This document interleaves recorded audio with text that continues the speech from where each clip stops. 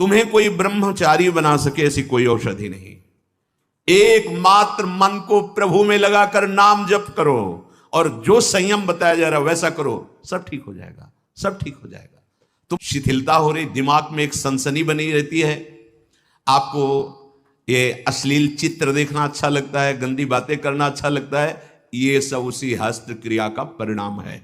जिनको बार बार एक स्वाभाविक लघु शंका लगती, एक बार बार ये आपका लक्षण है कि आपने ब्रह्मचर्य का नाश बहुत अच्छे से किया है। कोई भी हो, गृहस्थ हो, विरक्त हो, कोई भी हो, हाथ पैर में कंपन होना, चेहरे पे मुहासे उभर आना, एकदम उठ के खड़े हुए अंधकार सा छा जाना, स्मरण शक्ति का लोप हो जाना, चित्त का अत्यंत चंचल रहना, दुर्बलता, प्रतिज्ञा पूरी ना करना, कोई भी कार्य पूरा ना करना, दिमाग में हर समय गुस्सा गर्मी छाना, नेत्रों में जलन होना, क्षण में गुस्सा क्षण में शांत, माथा, कमर, मेरुदंड, छाती, इनमें दर्द होना, ये बिल्कुल ध्यान से सुन लीजिए।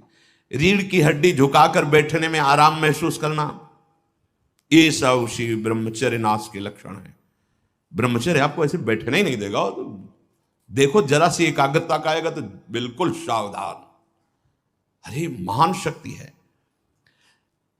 मुख से दुर्गंध और शरीर से दुर्गंध आने लगती है जो अपनी इस ब्रह्मचर्य शक्ति का नाश करता है, दुर्गंध युक्त शरीर हो जाता है।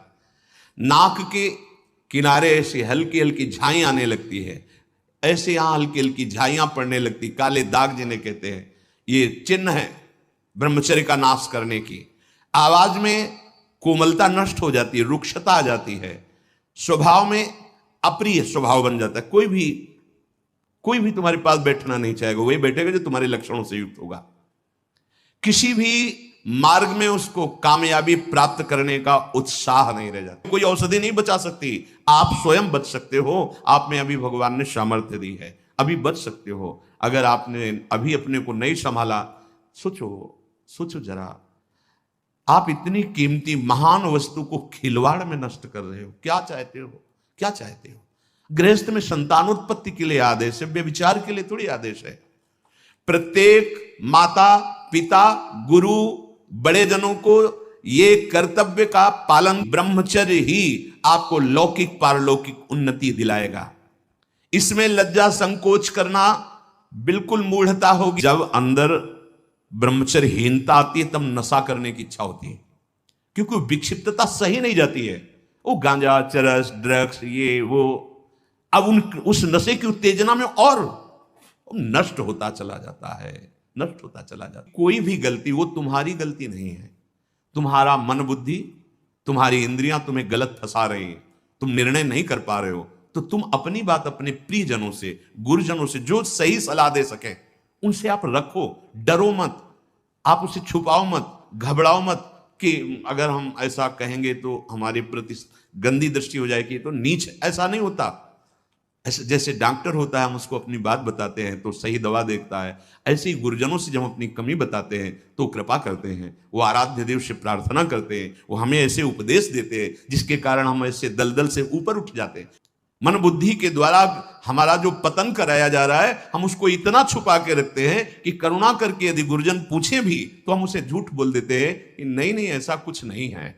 नहीं, आप इतना साथ मत दीजिए इस दुष्टता की प्रवृत्तियों का कि आपका बहुत पतन हो जाए और आप पुनः चढ़ने लायक न रह जाएं अध्यात्म मार्ग में। कई लोग ये समझते हैं कि यदि हम समाज में ब्रह्मचर्य की बात, हस्तक्रिया आदि की बात, शिशु मैथुन आदि की बात करेंगे तो कहीं लोग हम पर ऐसा न सोचे कि ये कैसे शब्दों का उच्चारण कर रहे हैं। बिल्कुल नहीं, लज्जा नहीं करनी, क्योंकि जो नहीं जानते हैं वो इस बात को जानकर सावधान हो जाएंगे और जो गलत करते हैं वो अपने को बचाने की चेष्टा करेंगे। कुसंग में पड़ा हुआ बिना सत्संग के नहीं निकल सकता। बुराइयों को दबाने के लिए अच्छाई क्या है ये जानकारी होनी आवश्यक है। इसीलिए सदाचारी और ब्रह्मचारी बनने के लिए जो सदगुरु के वचन हैं, संतों के वचन हैं, शास्त्र के वचन हैं, उनको सुनो, उसमें लज्जा का भाव मत रखो। जितनी धातु पौष्टिक औषधियां ली जाती हैं वो सब शोध के देखी गई, उनमें बलवर्धक होता है।